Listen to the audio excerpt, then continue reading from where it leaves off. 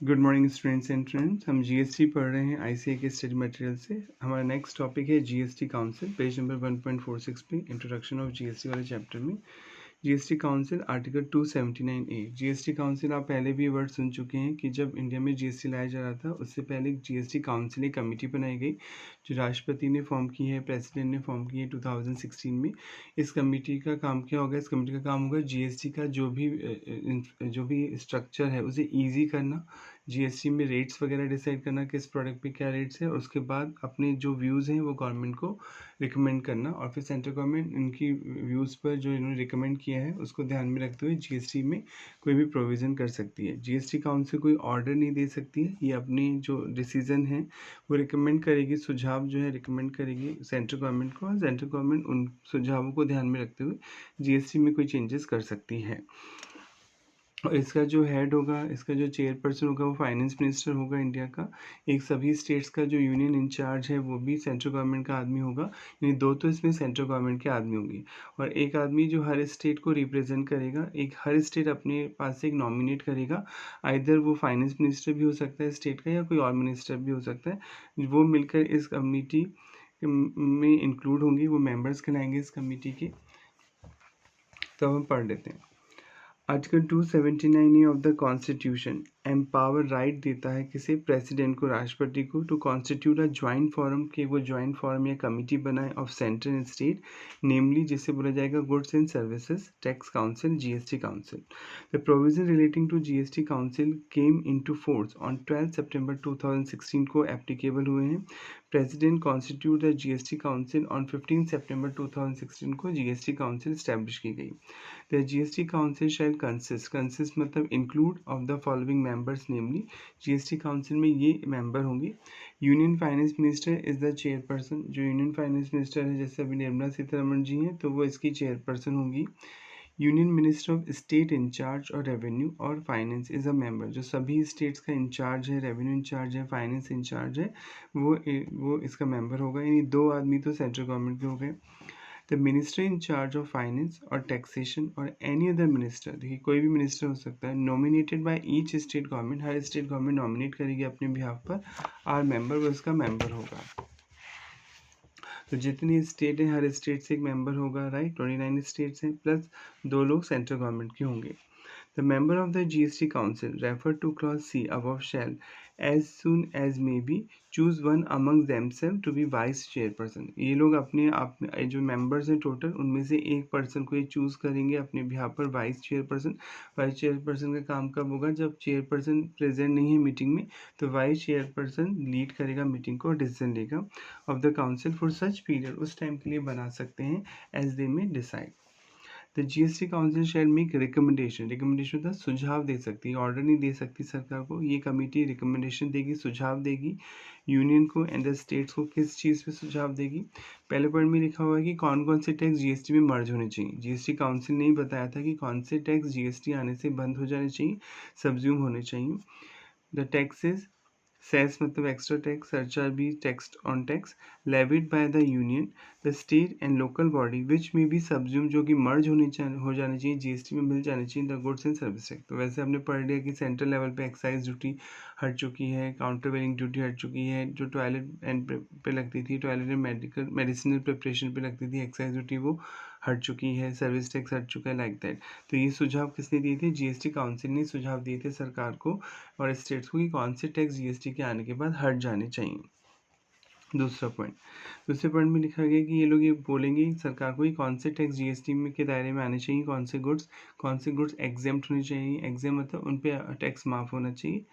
The goods and services that may be subject, जिन पे लगेगा टू, और exempt from the goods and services tax. C point में लिखा हुआ है कि कैसे ये डिसाइड करेंगे कि इंटरस्टेट ट्रेड है, ठीक है, उसके प्रोविज़न होंगे, कैसे स्ट्रक्चर डेवलप करेंगे आप। Model goods and service tax law, किस तरह से जीएसटी काम करेगा। प्रिंसिपल ऑफ लेवी, किस तरह से चार्ज किया जाएगा GST. Apportionment of goods and service, apportion मतलब बांटा कैसे जाएगा, जो जीएसटी का कलेक्शन होगा आईजीएसटी को कैसे बटेगा स्टेट और सेंटर के बीच में। On supply in the course of inter state trade, inter state मतलब वन स्टेट, एक स्टेट से दूसरे स्टेट यानी बॉर्डर क्रॉस हो रहा है, तो जो आईजीएसटी कलेक्ट हो रहा है, आईजीएसटी सेंट्रल गवर्नमेंट कलेक्ट कर रही है, पर सेंट्रल गवर्नमेंट वो पैसा पूरा अपने पास नहीं रखेगी, कुछ पैसा उस स्टेट को ट्रांसफर करेगी जहाँ पे वो गुड्स कंज्यूम हुआ है under article 269A and the principal that govern the place of supply. और ये बताएगा, सरकार को सुझाव देगा कि कैसे पता चलेगा कि प्लेस ऑफ सप्लाई कहाँ पे। प्लेस ऑफ सप्लाई क्यों देखना ज़रूरी होता है कि अगर आपने विद इन स्टेट सप्लाई किया है, सामान सर्विस दी है, गुड्स दी है, तब तो आपको CGST और SGST देना होगा। अगर आपकी सप्लाई डिफरेंट स्टेट में है, डिफरेंट यूनियन टेरिटरीज में, तो वहाँ आपको IGST देना होता है। डी पॉइंट, थ्रेशोल्ड लिमिट बताइए, लिमिट बताएगी जीएसटी काउंसिल की, इस लिमिट के बाद जीएसटी नंबर लेना कंपलसरी होगा। थ्रेशोल्ड मतलब एग्जाम्पशन लिमिट, इसके अंदर रहती है आपकी सप्लाई की वैल्यू, तो जीएसटी रजिस्ट्रेशन कंपलसरी नहीं होगा। पर जैसे ही आपकी वैल्यू एक लिमिट को क्रॉस कर जाती है, थ्रेशोल्ड लिमिट मतलब मिनिमम एग्जाम्पशन लिमिट, तो आपको जीएसटी नंबर लेना होगा। The threshold limit of turnover below which goods and service may be exempted from goods and service tax. जैसे हमें पता था कि जनरली 40 लाख है गुड्स एंड सर्विसेज के केस में, अगर आपका 40 लाख से ज़्यादा नहीं है गुड्स का टर्नओवर, तो फिर आपको रजिस्ट्रेशन नंबर लेना ऑप्शनल होगा। सर्विस के केस में जनरली 20 लाख है, अगर आप 20 लाख से कम की सर्विसेज देते हैं तो आपको जीएसटी नंबर लेना ऑप्शनल होगा। और अगर आप दोनों देते हैं, गुड्स भी बेचते हैं, सर्विसेज भी देते हैं, तो 20 लाख है, 20 लाख से ऊपर होने पे जीएसटी नंबर लेना होगा। 20 लाख के बिलो है आपका टर्नओवर, तो आपको नहीं लेना होगा जीएसटी नंबर। टर्नओवर मतलब वैल्यू ऑफ सेल और value of supply. Next, E point, अब the rate including floor rate, E point में लिखा हुआ है कि मैक्सिमम रेट बताएगी जीएसटी काउंसिल की, इस प्रोडक्ट पर मैक्स टू मैक्स कितना जीएसटी लगना चाहिए और मिनिमम कितना लगना चाहिए। ठीक है, including floor rate, floor rate में मिनिमम रेट विद बैंड, मतलब मैक्सिमम रेट भी बताएगी। फ्लोर रेट तो कि मिनिमम कितना तो लगना ही चाहिए 5%, विद बैंड मतलब मैक्सिमम 25% लग सकता है, लाइक दैट। तो मिनिमम रेट भी बताएगी और मैक्सिमम रेट भी बताएगी। Of goods and service tax पे कितना लगना चाहिए। एट प्रेजेंट मैक्सिमम रेट है 28% ऑन एनी गुड्स और सर्विसेज। एनी स्पेशल रेट, कोई स्पेशल रेट लग रही है तो बताएगी रेट फॉर स्पेसिफाइड पीरियड के लिए, टू रेज एडिशनल रिसोर्सेज, ताकि कोई एडिशनल रिसोर्स लेना है ड्यूरिंग एनी नेचुरल कैलमिटी और डिजास्टर, कि कोई बहुत ज़्यादा प्राकृतिक आपदा आ गई है, डिजास्टर हो गया, तो सरकार को पैसा चाहिए होता है डेवलपमेंट के लिए, रिलीफ के लिए, तो फिर सरकार एक्स्ट्रा टैक्स लगा सकती है। तो कितने टाइम पीरियड क्यों लगाया जाएगा एक्स्ट्रा टैक्स, ये बताया जाएगा जीएसटी काउंसिल के थ्रू। स्पेशल प्रोविजन बनाए जाएंगे, कुछ स्टेट को स्पेशल स्टेट कैटेगरी में डाला जाता है। स्पेशल स्टेट कैटेगरी में डालने के पीछे लॉजिक है कि उन स्टेट को एक्स्ट्रा इंसेंटिव मिलते हैं ताकि वह डेवलपमेंट हो सके, एम्प्लॉयमेंट बढ़ाया जा सके, इंडस्ट्री बढ़ाई जा सके। तो central government special category state declare कर देती है, तो इन स्टेट में कुछ प्रोविज़न अलग हो सकते हैं जीएसटी के, जैसे अरुणाचल प्रदेश, आसाम, जम्मू एंड कश्मीर, मणिपुर, मेघालय, मिजोरम, नागालैंड, सिक्किम, त्रिपुरा, हिमाचल प्रदेश एंड उत्तराखंड। तो इनके लिए अलग प्रोविज़न हो सकते हैं जीएसटी के। जैसे लिमिट आपने पढ़ा था कि कुछ इन स्टेट में जीएसटी की लिमिट 10 लाख थी, कि अगर आप अरुणाचल प्रदेश में बिजनेस करते हैं और आप 10 लाख के अंदर है आपका टर्नओवर, तो आपको जीएसटी नंबर नहीं लेना। जैसे ही 10 लाख को क्रॉस कर जाएगा तो आपको जीएसटी नंबर लेना होगा। तो कुछ प्रोविज़न स्पेशल कैटेगरी स्टेट्स के लिए अलग हो सकते हैं अंडर जीएसटी, और वो क्या अलग होंगे ये जीएसटी काउंसिल सरकार को बताएगी। एनी अदर मैटर, कोई भी ऐसा मैटर, कोई मामला relating to goods and service tax से रिलेटेड है, एज काउंसिल में डिसाइड, तो फिर वो काउंसिल डिसाइड करेगी। क्लियर। जीएसटी इस नेक्स्ट पॉइंट में लिखा हुआ है कि जीएसटी काउंसिल बताएगी किस डेट से पैट, आपने पढ़ा था ये 5 प्रोडक्ट अभी भी जीएसटी के दायरे में नहीं आते। ठीक, तो क्रूड ऑयल, कच्चा तेल, diesel, petrol, aviation, turbine fuel और नेचुरल गैस, ये 5 प्रोडक्ट किस दिन से जीएसटी के दायरे में आएंगे, वो डेट जीएसटी काउंसिल सरकार को बताएगी। जीएसटी काउंसिल से रिकमेंड सुझाव देगी द डेट, वो उस दिन का on which the goods and service tax be levied charge किए जाएंगे ऑन पेट्रोलियम क्रूड, कच्चे तेल पे, high speed diesel, motor spirit commonly known as petrol, natural gas and aviation turbine fuel।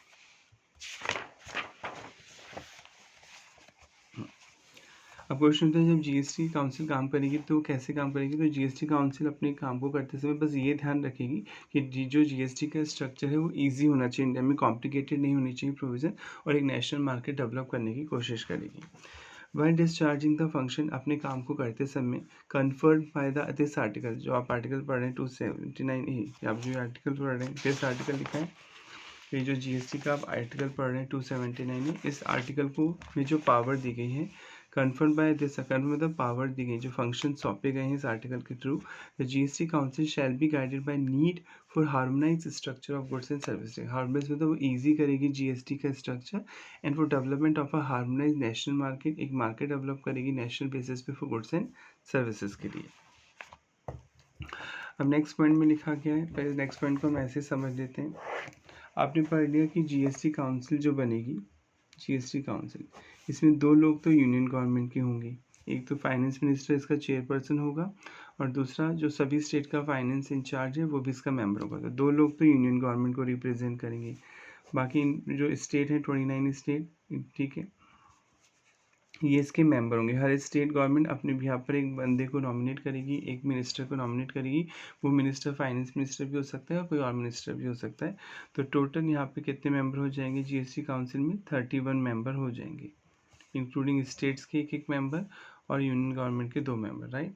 ठीक है, अब मान लीजिए कोई मीटिंग हो रही है, उसमें कुछ स्टेट के मेंबर एब्सेंट हो जाते हैं। सपोज करते हैं कि सेंट्रल गवर्नमेंट के तो आएंगे आएंगे, सेंट्रल गवर्नमेंट तो चाहती है, सेंट्रल गवर्नमेंट ये प्रपोज करेगी, ये 2 लोग ही प्रपोज करेंगे कि जीएसटी में क्या चेंजेस होना चाहिए, और स्टेट के साथ डिस्कस करेंगे। सपोज ये तो 2 लोग आए हैं मीटिंग में डिसाइड करने कोई टॉपिक, ठीक है, पर स्टेट के 29 मेंबर्स में से केवल 10 लोग ही मीटिंग में आए हैं। तो टोटल 12 लोग हैं इस टाइम मीटिंग में, आने तो आइडियली 31 चाहिए टोटल, पर टोटल 12 लोग ही आए हैं। और ये मिलके डिसाइड कर लेते हैं कि भैया इंडिया में सपोज पैन की बात करें कि पैन पे जीएसटी के रेट 2% की जगह होनी चाहिए 5%, रेट बढ़ा देते हैं, ठीक है। और डिसीजन हो जाता है कि भाई अब से जीएसटी की रेट जो पैन है, पैन मैन्युफैक्चर करेंगे उन पे जीएसटी की रेट 2% की जगह 5% देनी होगी। तो क्वेश्चन होता है क्या ये जो डिसीजन लिया गया वैलिड है? माइंड में क्वेश्चन आ रहा होगा आपके, क्यों आ रहा होगा क्वेश्चन? क्योंकि सर टोटल 31 लोग होने चाहिए मीटिंग में, और आए तो टोटल 12 हैं, तो क्या डिसीजन वैलिड है? तो इसके लिए प्रोविज़न बनाया गया जीएसटी काउंसिल इसमें काउंसिल के लिए कि मिनिमम 50% लोग हमेशा होने चाहिए डिसीजन लेते समय, ठीक है, हाफ।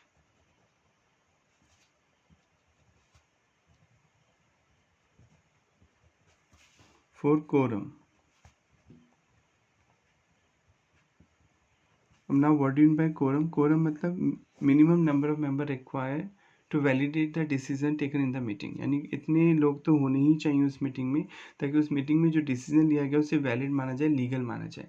अगर कोरम प्रेजेंट नहीं, मिनिमम इतने लोग प्रेजेंट नहीं है मीटिंग में, तो जो डिसीजन लिया गया मीटिंग में वो इनवैलिड होगा, उसे अप्लाई नहीं किया जा सकता, ठीक है। तो कोरम का मतलब होता है minimum number of member is required to validate the decision taken already in the meeting, कि अगर कोई मीटिंग हुई है उसमें कोई डिसीजन लिया गया है तो मिनिमम इतने लोग प्रेजेंट होने चाहिए तभी वो डिसीजन वैलिड माना जाएगा। अगर इतने लोग भी प्रेजेंट नहीं है तो वो डिसीजन जो लिया गया वो गलत माना जाएगा, यानी आपको कोरम प्रेजेंट करना होगा, मिनिमम नंबर मेंबर आने होंगे तभी वो डिसीजन वैलिड माना जाएगा।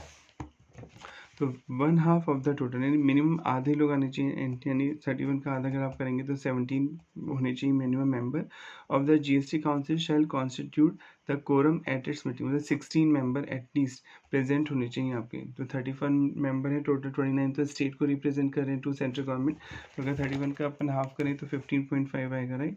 पर 0.5 को तो राउंड ऑफ करेंगे 16, तो minimum 16 member at a time present होने चाहिए अगर कोई डिसीजन लिया जा रहा है जीएसटी काउंसिल में। Next, the GST council shall determine the procedure in performance of function, कि कैसे काम करेगी जीएसटी काउंसिल डिसाइड करेगी अपना प्रोसीजर कि वो कैसे अपने अपने काम को परफॉर्म करेगी, कि पहले ये होना चाहिए पहले ये होना चाहिए। तो ये जीएसटी काउंसिल डिसाइड करेगी, सेंट्रल गवर्नमेंट या स्टेट डिसाइड नहीं करेंगे, कमेटी डिसाइड करेगी। नेक्स्ट, अब जो डिसीजन लिए जाएंगे जीएसटी काउंसिल में वो माना जाएगा कि पास होगा नहीं होगा, मेजोरिटी से पास होंगे डिसीजन। यहाँ पे लिखा गया कि जीएसटी काउंसिल में जो भी डिसीजन लिए जाएंगे वो मेजोरिटी से पास होंगे, मेजोरिटी मतलब बहुमत से पास होंगे। अब कितना होना चाहिए बहुमत, ठीक है। सेंट्रल गवर्नमेंट के 2 लोग हैं, ये तो आपने पढ़ लिया। स्टेट के आपके 29 स्टेट्स हैं, तो 29 मेंबर तो स्टेट के हो गए। सपोज कोई डिसीजन हो रहा है, सपोज अपन कोई भी चीज़ दे सकते हैं कि पहले जीएसटी की रेट किसी प्रोडक्ट पे 10% थी, अब आप उस प्रोडक्ट पे जीएसटी की रेट करना चाहते हैं 6%, कम करना चाहते हैं। तो डिसीजन लिया जा रहा है मीटिंग में कि भैया इस प्रोडक्ट पे जीएसटी की रेट कम करो। सेंट्रल गवर्नमेंट में के जो 2 लोग हैं वो तो हाँ कर देते हैं कि ठीक है होना चाहिए, तो 2 में से 2 ने हाँ कर दिया तो पहले आप परसेंट निकालेंगे। 2 में से 2 लोगों ने हाँ कर दिया तो कितनी परसेंट हुई? 100%। इन्होंने 100% अपना बहुमत दे दिया। 29 जो स्टेट्स के मेंबर थे उनमें से 29 में से बोलते हैं 22 स्टेट कि ठीक है होना चाहिए, बाकी 7 स्टेट मना कर देते हैं कि नहीं रेट कम नहीं होनी चाहिए। 29 स्टेट्स के मेंबर हैं, 29 में से 22 लोग बोलते हैं कि हाँ ये डिसीजन होना चाहिए। तो पहले आप परसेंट निकाल लेंगे, 29 पे 22 की परसेंट डिवाइड करके इंटू 100, तो 75.86% हो गया। क्लियर? वैसे आपको लग रहा है सर मेजोरिटी तो आ गई, आप मेजोरिटी का मतलब समझ लोगे कि मोर देन 50% नहीं। जीएसटी काउंसिल में मेजोरिटी यानी कोई डिसीजन अगर लिया जा रहा है तो वो मिनिमम जो आपका पास होगा 3/4 मेजोरिटी से होगा। 3/4 मतलब 75%, और वो किसका लिया देखा जाएगा on the basis of weighted average vote. Weighted average vote. अब सर ये वेटेड एवरेज वोट क्या है? तो पहले जितने लोगों ने हाँ करी आप उसका परसेंट निकालेंगे। सेंट्रल गवर्नमेंट के 2 लोग थे, 2 लोगों ने हाँ कर दी तो 100% हो गया वोटिंग जो दी। इसमें 29 लोग हैं स्टेट के, 29 में से 22 लोगों ने हाँ कर दी तो 75.86% हुआ। फिर गवर्नमेंट ने बोला, मतलब कमेटी में जो रूल बनाएगा काउंसिल में, कि जो सेंट्रल गवर्नमेंट ने वोट दिया है इसका 1/3 निकालेंगे वेटेज, इसको 1/3 वेटेज दिया जाएगा कैलकुलेट करते समय। तो ये 1/3 कितना परसेंट आया था? 100%। 100% का 1/3 अगर आप निकालेंगे तो 33.33% आएगा, राइट? प्लस, और जो स्टेट्स के लोगों ने वोटिंग की है उसका हम निकालेंगे 2/3, उसको 2/3 वेटेज दिया जाएगा। तो इसे 2/3 वेटेज देंगे आप, तो 7 इंटू 5 का 2/3, 75.86 का अगर हम 2/3 निकालेंगे तो आएगा 50.57%। ये आपने वेट दे दिया। वेट मतलब वेटेज एवरेज में आप वेट देते हैं, वेट डिसाइड होता है कि इनकी वोटिंग को इतना परसेंट वेट दिया जाएगा, इसकी वोटिंग को इतना परसेंट वेट दिया जाएगा। तो जो सेंट्रल गवर्नमेंट की वोटिंग आई उसको 1/3 वेट देना है, स्टेट गवर्नमेंट की जो वोटिंग परसेंट आई उसे 2/3 वेट देना है। अब इन दोनों का टोटल करना है, ठीक है? इन दोनों का टोटल हो रहा है 83 पॉइंट समथिंग, राइट? तो यानी मोर देन 75% है, 3/4 मेजोरिटी चाहिए थी, वेटेड एवरेज मेजोरिटी 3/4, तो ये डिसीजन पास माना जाएगा। ये होता है weighted average voting. Weighted average voting वापस समझ लें कि पहले तो जितने लोगों ने वोट किया है फेवर में आप उसकी परसेंट निकालेंगे। सेंट्रल गवर्नमेंट के 2 लोग थे, 2 लोगों ने हाँ कर दिया डिसीजन लेते समय कि ये होना चाहिए, तो 100% हुआ। स्टेट में 29 में से 22 लोगों ने हाँ किया, तो पहले आपने उसकी परसेंट निकाली, तो ये तो नॉर्मल परसेंट निकाली। फिर आप इन्हें वेट देंगे और डिसाइडेड है कि जो सेंट्रल गवर्नमेंट देगी वोट देगी उसका 1/3 उससे वेट दिया जाएगा, और स्टेट गवर्नमेंट ने जो वोटिंग की उसका 2/3 वेट दिया जाएगा। तो फिर आप इसका 1/3 निकालेंगे और फिर इसका 2/3 निकालेंगे, इन दोनों को कंबाइन करेंगे। अगर ये 3/4 हो रहा है, 3/4 मतलब 75% से ज़्यादा रहा है टोटल, तब तो वो डिसीजन पास माना जाएगा जीएसटी काउंसिल में, अदरवाइज वो डिसीजन पास नहीं होगा। अब पढ़ लेते हैं। Every decision of the GST Council shall be taken लिया जाएगा at a meeting में by a majority of not less than 3/4 मतलब 75% होना चाहिए कम से कम of the weighted vote का of the member present, जिन्होंने जो मेंबर आए हैं मीटिंग में वोट किया है, in accordance with the following principle, namely the vote of the central government shall have the weightage of 1/3 of the total vote cast, यानी जितने भी सेंट्रल गवर्नमेंट के परसेंट वोट पड़े हैं उसका 1/3 वेट होगा। The vote of all state government taken together shall have weightage of 2/3 of the total vote cast in that meeting, और state government जो वोट कास्ट किया है उसका 2/3 वेटेज दिया जाएगा। फिर इन दोनों का टोटल देखा जाएगा, अगर ये 75% हो रहा है, 3/4 हो रहा है, तो वो पास डिसीजन माना जाएगा, मेजोरिटी से पास हुआ। अगर टोटल 75% से कम हो रहा है तो वो डिसीजन अप्लाई नहीं होगा। नेक्स्ट पॉइंट पहले समझ लेते हैं। अभी आपने पढ़ा कि सेंट्रल गवर्नमेंट के 2 लोग होंगे जीएसटी काउंसिल में, और इंडिया में 29 स्टेट है, हर स्टेट का एक बंदा होगा, राइट? अब मान लेते हैं किसी भी स्टेट गवर्नमेंट ने अपने कोई मिनिस्टर भेजा अपने बिहाफ पे। आपने पढ़ा था स्टेट गवर्नमेंट नॉमिनेट करेगा कि कौन सा मेंबर उसके बिहाफ पर जीएसटी काउंसिल की मीटिंग को रिप्रेजेंट करेगा। अब मान लीजिए किसी स्टेट गवर्नमेंट ने मिस्टर ए को अपॉइंट किया था, ये मिनिस्टर था, कोई भी मिनिस्टर ले सकते हैं, एजुकेशन या फाइनेंस मिनिस्टर था स्टेट का, स्टेट अपने बिहाफ पे इसे भेज रहा है मीटिंग में पार्टिसिपेट करने के लिए, डिसीजन के लेने के लिए।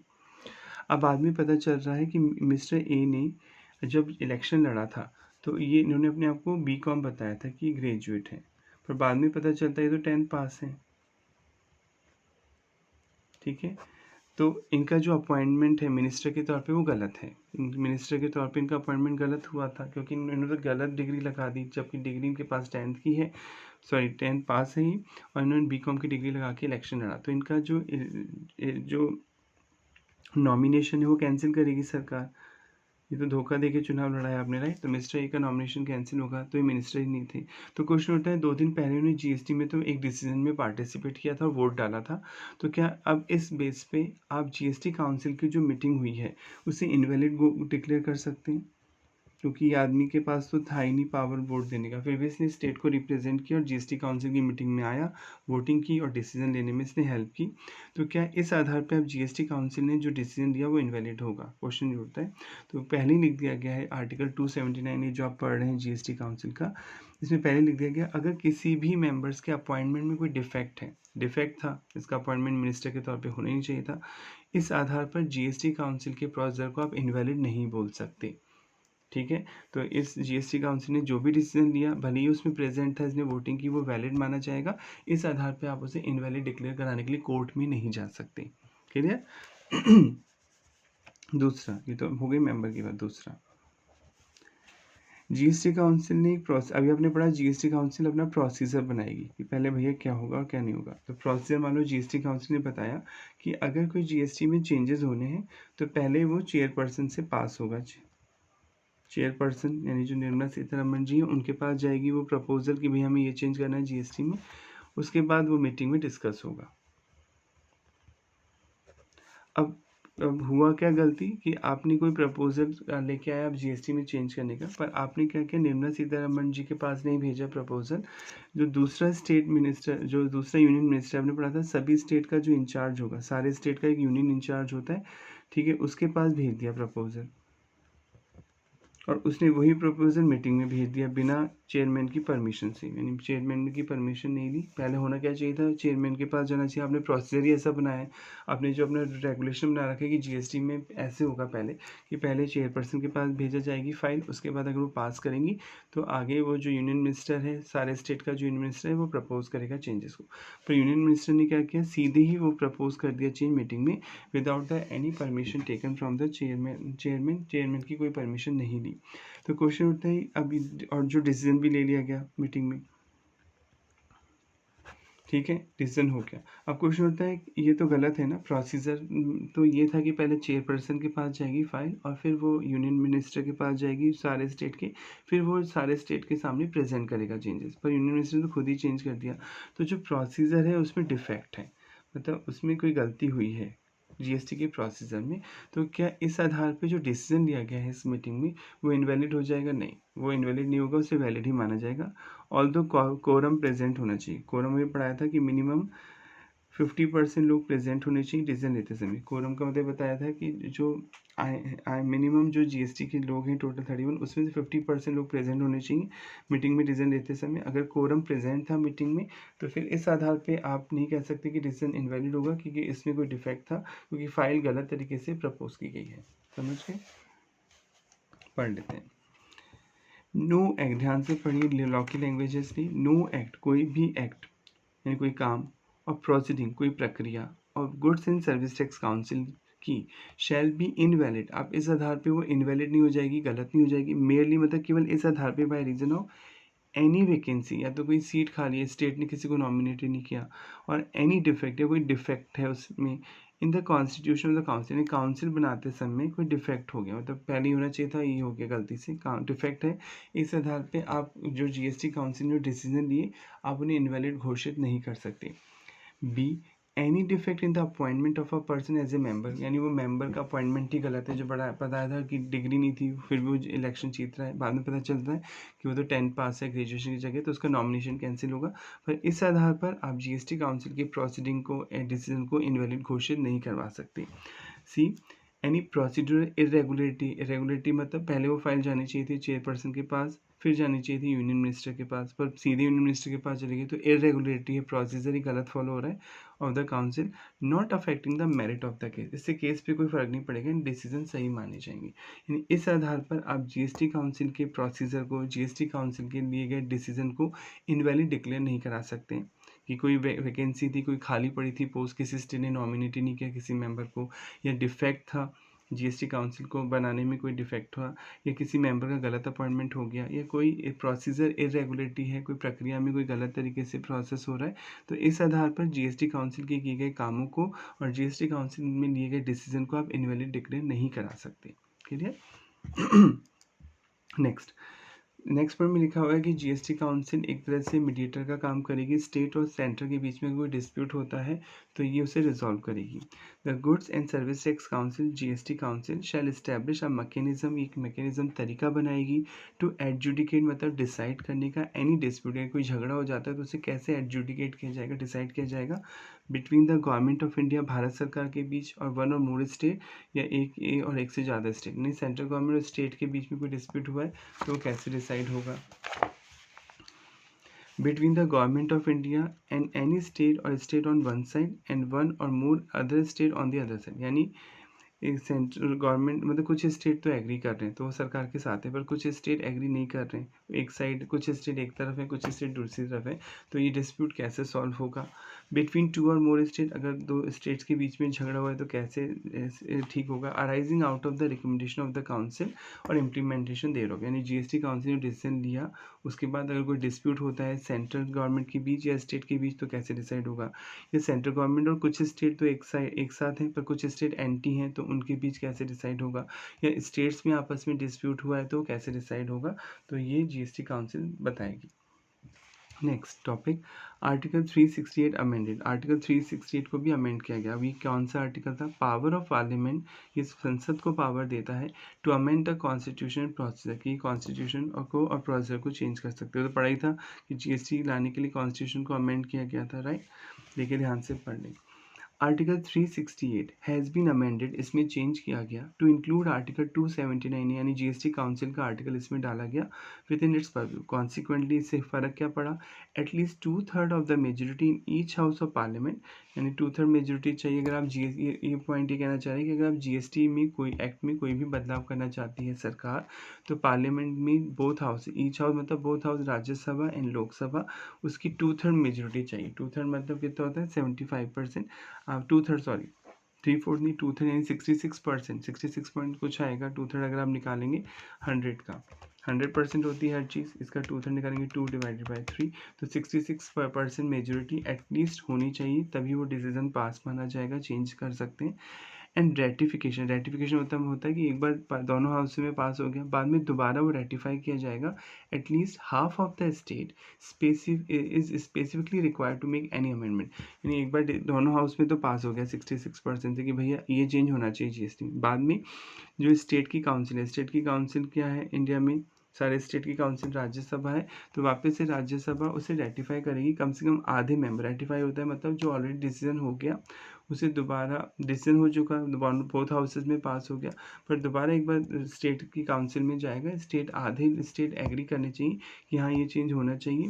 Required to make any amendment in article 279, यानी जीएसटी काउंसिल से रिलेटेड कोई चेंज अगर आपको करना है जीएसटी काउंसिल में, तो आपको पास एक तो 2/3 मेजोरिटी होनी चाहिए बोथ हाउसेज में। उसके बाद जो मेजोरिटी आ गई उसके बाद दोबारा आपको स्टेट से रेटिफाई कराना पड़ेगा, जहाँ एटलीस्ट हाफ स्टेट उससे एग्री करें कि हाँ ये चेंज होना चाहिए जीएसटी काउंसिल में, तभी वो चेंजेस हो सकता है। क्लियर। तो यहाँ पे जीएसटी का फर्स्ट चैप्टर जो है इंट्रोडक्शन वो एंड होता है। अगर कोई स्पेसिफिक डाउट है तो आप पूछ सकते हैं। अब हम क्वेश्चन रीड कर लेते हैं। What of the following taxes is or not subsumed GST, कौन से टैक्स जीएसटी में मर्ज नहीं हुए, सब्ज्यूम मतलब मर्ज नहीं हुए। सर्विस टैक्स तो मर्ज हो गया तो ट्रू है। कस्टम ड्यूटी मर्ज नहीं हुई, आप पढ़ चुके हैं बेसिक कस्टम ड्यूटी अभी भी लग रही है, एंड इम्पोर्ट एक्सपोर्ट करेंगे तो कस्टम ड्यूटी भी देनी होगी, और इम्पोर्ट पे आईजीएसटी भी लगेगा, क्योंकि आप पढ़ चुके हैं इम्पोर्ट को क्या मानते हैं, डीम टू बी इंटरेस्टेड, मतलब दूसरे स्टेट, एक स्टेट से दूसरे स्टेट सामान आ रहा है तो जब आप इम्पोर्ट करेंगे तो आपको आईजीएसटी भी देना होगा। लग्जरी टैक्स बंद हो चुका है। Tax on lottery batting gambling बंद हो चुका है। Entertainment tax levied by local bodies, local body वाला बंद नहीं हुआ है, यानी जो म्यूनसिपल अथॉरिटी नगर निगम जो टैक्स लगाएगा वो तो देने पड़ेंगे। हाँ, स्टेट जो एंटरटेनमेंट टैक्स लगाता था वो बंद हो चुके हैं। तो अभी भी कस्टम ड्यूटी लगती है और अभी भी एंटरटेनमेंट टैक्स लेविड यानी चार्ज बाय लोकल बॉडीज देना होता है। तो आंसर होगा बी, फर्स्ट सेकेंड और फिफ्थ ट्रू है यहाँ पर। टेस्ट योर नॉलेज, ये क्वेश्चन आप देख सकते हैं कि ये क्वेश्चन आप और अगर आप पढ़ाई कर रहे हैं, सी की प्रिपरेशन कर रहे हैं, CMA की प्रिपरेशन कर रहे हैं, तो अपने मॉड्यूल को पहले प्रेफरेंस दीजिए। आप कोई भी रेफरेंस बुक यूज़ कर सकते हैं, नो प्रॉब्लम, पर मॉड्यूल से ही पढ़ाई कीजिए। पहले मॉड्यूल पे 100% कमांड होनी चाहिए, उसके बाद आप कोई रेफरेंस बुक यूज़ कर सकते हैं। तो ये क्वेश्चन आपकी प्रैक्टिस के लिए, क्योंकि 100% पेपर मॉड्यूल से ही आता है CA में, राइट। तो पहला क्वेश्चन क्या है, list are some of the benefit that GST में अक्रू टू द इकोनॉमी। तो आप पढ़ चुके हैं कि इकोनॉमी को आने से क्या क्या फ़ायदा हुआ, GST में ईजी है, आप कर सकते हैं।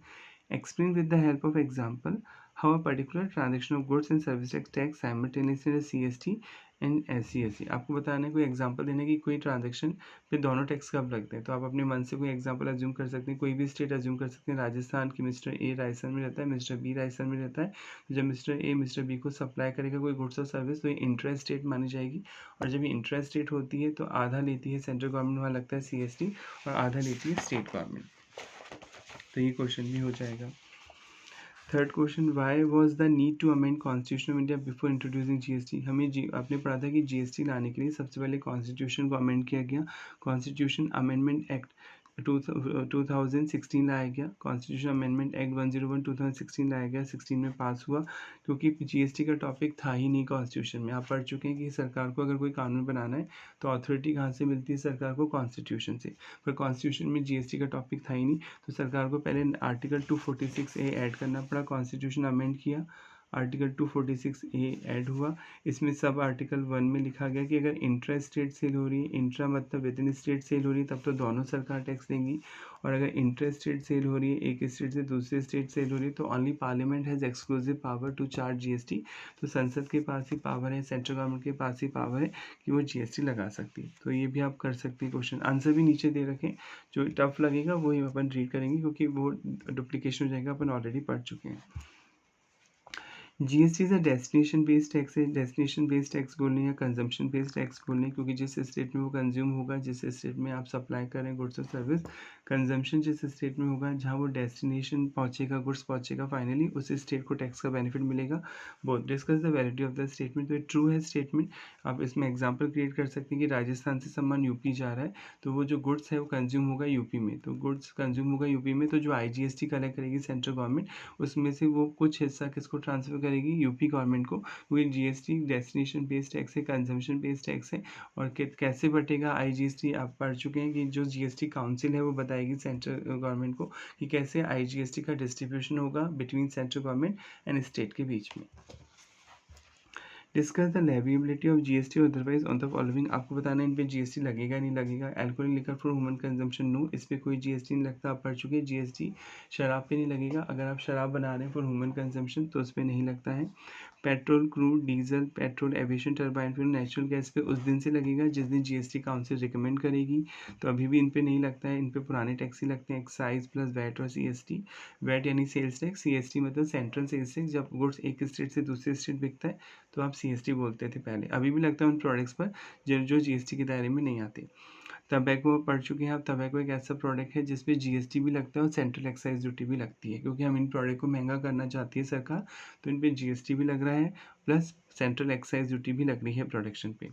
डी पॉइंट ओपियम, जो नशीली चीज़ें होती हैं, ओपियम, अफीम, Indian hemp, ganja and other narcotics, drugs and narcotics, इन पे आप पढ़ चुके हैं GST भी लग रहा है और स्टेट एक्साइज ड्यूटी भी लगती है। इन पे स्टेट गवर्नमेंट लेती है excise duty. Opium, Indian hemp and other narcotic drugs पे GST भी लगता है और स्टेट एक्साइज ड्यूटी भी लगती है।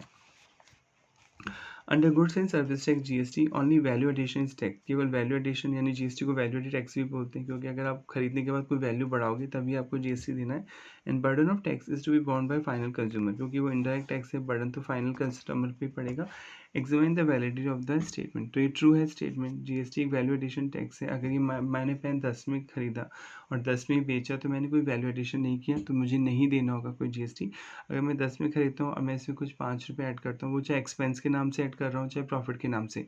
वैल्यू एडिशन का मतलब कभी प्रॉफिट नहीं माने। वैल्यू एडिशन का मतलब होता है एक्सपेंस प्लस प्रॉफिट, यानी कुछ एक्सपेंस हो सकते हैं या सारे एक्सपेंस हो सकते हैं, सारा प्रॉफिट हो सकता है। तो कोई वैल्यू अगर आप बढ़ा रहे हैं, चाहे वो एक्सपेंसेस के नाम से बढ़ा रहे हैं या फिर प्रॉफिट के नाम से ऐड करके आगे बेच रहे हैं, तभी आपको GST देना होता है। तो ये भी पढ़ चुके हैं, आप लास्ट वीडियोज़ देख के इस कॉन्सेप्ट को समझ सकते हैं। Which are the commodity which have been kept outside the purview of GST, कौन सी चीज़ों पे अभी भी जीएसटी नहीं लगता वो आप पढ़ चुके हैं। Examine the status of taxation such commodity after introduction of GST, GST आने के बाद इन पे कौन से टैक्स लगते हैं। तो ये ऊपर ही दे रखी थी लिस्ट। एक तो शराब पे तो नहीं लगता जीएसटी, शराब पे अभी भी कौन से टैक्स लगते हैं, तो स्टेट एक्साइज ड्यूटी लगती है, प्रोडक्शन टैक्स बोलने एक्साइज ड्यूटी लगती है, प्लस अगर ये बिकेगा विद इन स्टेट तो आपको वैट देना होगा, अगर एक स्टेट से दूसरे स्टेट जाना है तो सीएसटी देना होगा। इसी तरह पेट्रोल, क्रूड, कच्चा तेल, diesel, petrol, aviation turbine fuel, natural gases, इन पे अभी भी सेंट्रल एक्साइज ड्यूटी लगती है, प्लस वैट और सीएसटी लगता है। ठीक है, तो आप यहाँ पे एग्जाम्पल मेंशन कर सकते हैं। Dual GST has been implemented in India, elaborate आप पढ़ चुके हैं। ब्राज़ील, कनाडा के बाद इंडिया थर्ड कंट्री था जिसने डुअल बेसिस पे जीएसटी अडॉप्ट किया, क्योंकि इंडिया में दो गवर्नमेंट पैरेलल चलती हैं। सेंट्रल लेवल पे सेंट्रल गवर्नमेंट है, स्टेट लेवल पे स्टेट गवर्नमेंट, तो दोनों सरकारों को टैक्स का बेनिफिट देने के लिए सरकार ने जीएसटी को डुअल बेसिस पर अडॉप्ट किया। वैसे तो केलकर टास्क फोर्स कमेटी ने 2004 में इंडिया में नेशनल बेसिस पे कहा था कि जीएसटी लगना चाहिए। जीएसटी 3 बेसिस पे लग सकता है, आप पढ़ चुके हैं। नेशनल बेसिस, स्टेट बेसिस और डुअल बेसिस। नेशनल बेसिस का मतलब था केवल सेंट्रल गवर्नमेंट ही जीएसटी लेगी, स्टेट लेवल पे का मतलब है केवल स्टेट गवर्नमेंट जीएसटी लेगी, डुअल बेसिस में दोनों लेगी। तो जो केलकर टास्क फोर्स कमेटी बनी थी उसने 2004 में सेंट्रल गवर्नमेंट को सुझाव दिया था 2004 में कि इंडिया में जीएसटी नेशनल बेसिस पे लगना चाहिए। पर अगर नेशनल बेसिस पे लगाती गवर्नमेंट तो राज्यसभा में बिल अटक जाता है। स्टेट अपनी रेवेन्यू खोना नहीं चाहते थे, तो सेंट्रल गवर्नमेंट को मजबूरी में डुअल बेसिस पे जीएसटी मॉडल अडॉप्ट करना पड़ा इंडिया में। डुअल बेसिस में क्या होगा, आज जो भी टैक्स लगेगा विद इन स्टेट, आधा लेगी सेंट्रल गवर्नमेंट, आधा लेगी स्टेट गवर्नमेंट। तो आप कर सकते हैं। Discuss article 269 A pertaining to levy in collection of GST interested supply. आप पढ़ चुके हैं इंटरेस्टेड सप्लाई पे आईजीएसटी कलेक्ट होगा, integrated goods and service tax, और आईजीएसटी कलेक्ट तो करेगी सेंट्रल गवर्नमेंट, प्लस वो प्रोपोर्शनेट होगा, बटेगा, डिस्ट्रीब्यूट होगा बिटवीन सेंट्रल गवर्नमेंट और उस स्टेट के बीच जहाँ वो गुड्स और सर्विस क्या हुई कंज्यूम हुई है। और कैसे बटेगा, जब जीएसटी काउंसिल रिकमेंड करेगी, गवर्नमेंट को सुझाव देगी कैसे प्रोपोर्शनेट होना चाहिए। तो ये भी आप पढ़ सकते हैं। डिस्कस आर्टिकल 246 ए। आप पढ़ चुके हैं जीएसटी लाने के एक नया आर्टिकल जोड़ा गया था कॉन्स्टिट्यूशन में 246 ए। इसमें जो सब आर्टिकल 1 था उसमें लिखा हुआ है कि अगर विद इन स्टेट सामान बिकता है, जिसे आप इंट्रा स्टेट सेल बोलते हैं, INT her intra with in state, तब तो दोनों सरकारें टैक्स देंगी। और अगर एक स्टेट से दूसरे स्टेट सामान बिकता है, जिसे इंट्रा स्टेट बोलते हैं, तो वहाँ केवल पार्लियामेंट टैक्स देगी। क्लियर। तो ये सारे क्वेश्चन आप कर सकते हैं, इनके आंसर भी CSU ने नीचे दे रखे हैं। और क्या दे रखे हैं चैप्टर में लास्ट में एक fill in the blanks type की कुछ दे रखा है, वो पढ़ लेते हैं। क्रॉसवर्ड पजल, एक होता है अक्रॉस, ठीक है। अक्रॉस दे रखा है, अक्रॉस मतलब ये तो अक्रॉस बोला जाएगा। और एक होता है डाउनवर्ड वर्ड, डाउनवर्ड का मतलब होता है ये तो अक्रॉस होगा, स्ट्रेट लाइन तो अक्रॉस, और ये ऐसे लिखेंगे तो डाउनवर्ड। तो पहला ऐसे ही पढ़ लेते हैं। First, India has adopted dash GST model because it is unique federal structure. संघीय ढांचा है ये फेडरल, क्योंकि हमारे देश में दो सरकारें चलती है, तो हमने डुअल जीएसटी मॉडल अडॉप्ट किया। तो ये अक्रॉस में लिखना है। अक्रॉस में पहला ये दिख रहा है तो लिखेंगे डुअल, ठीक है। ये सेकेंड पॉइंट बोल रखे इन्होंने, सेकेंड पॉइंट देखिए लिखा हुआ है, तो आप लिखेंगे DUAL, ऐसे फिल इन द ब्लैंक्स ही फिल करेंगे, ठीक है।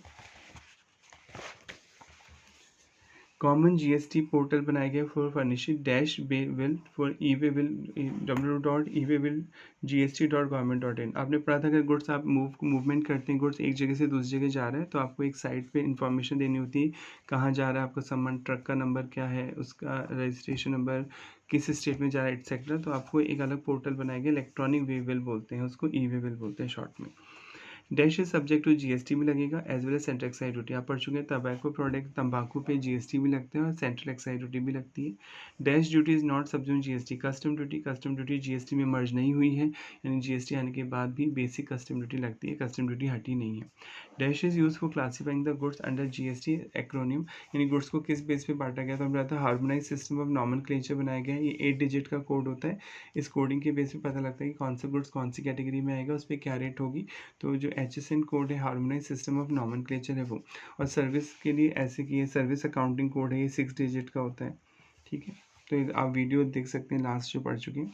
Dash is subject to GST as well as state excise duty. तो ओपीएम, अफीम, जो इंडियन हेम्प है, ओपीएम है, गांजा है, उस पर अभी भी जीएसटी भी लग रहा है और स्टेट एक्साइज ड्यूटी भी लग रही है। Dash was the first country to implement VAT, value added tax और जीएसटी 1954। फ्रांस, फ्रांस की देन है जीएसटी का कॉन्सेप्ट वर्ड को। फ्रांस पहली कंट्री है जिसने वैट सिस्टम को अडॉप्ट किया था, जीएसटी सिस्टम को अडॉप्ट किया था। Article 265 of the constitution of India state बताता है that no tax shall be levied, कोई टैक्स नहीं लगाया जाएगा और कलेक्ट होगा except by authority of law, यानी बिना कानून बनाए आप कोई भी टैक्स जनता से कलेक्ट नहीं कर सकते। GST is a dash based tax, GST is a consumption based tax भी लिख सकते हैं, जीएसटी डेस्टिनेशन बेस्ड टैक्स भी लिख सकते हैं। Common GST electronic portal www.gst.government.in is a website managed by GST। आपने पढ़ा था एक GST बनाया गया गुड्स सर्विस टैक्स नेटवर्क है, ये 100% गवर्नमेंट कंपनी इस वेबसाइट को मैनेज करती है। इस वेबसाइट पे आप जाके ऑनलाइन रजिस्ट्रेशन ले सकते हैं, रिटर्न फाइल कर सकते हैं, रिफंड ले सकते हैं। 99% काम ऑनलाइन है जीएसटी में। तो ये पोर्टल बनाया गया है जो ये पोर्टल है ये मैनेज किया जाता है जीएसटी इनके थ्रू। जीएसटी मतलब goods and service tax network, ये 100% गवर्नमेंट ओन कंपनी है और ये नॉन प्रॉफिट मेकिंग कंपनी है। सेक्शन 8 के अकॉर्डिंग रजिस्टर्ड हुई है कंपनीज एक्ट में। ईआरपी इनवॉइस रजिस्ट्रेशन पोर्टल भी है, आपको ई इनवॉइस अपलोड करना होगा, ठीक है। Is the website for uploading और reporting e invoice by notified person. Acronym मतलब शॉर्ट फॉर्म है ये एक्रोनियम, इनवॉइस रजिस्ट्रेशन पोर्टल। तो यहाँ पे फर्स्ट बेसिक इंट्रोडक्शन चैप्टर खत्म होता है जीएसटी का। अगर कोई भी प्रॉब्लम आपको आ रही है तो आप पूछ सकते हैं, हम नेक्स्ट चैप्टर स्टार्ट करेंगे कल से। Thank you so much.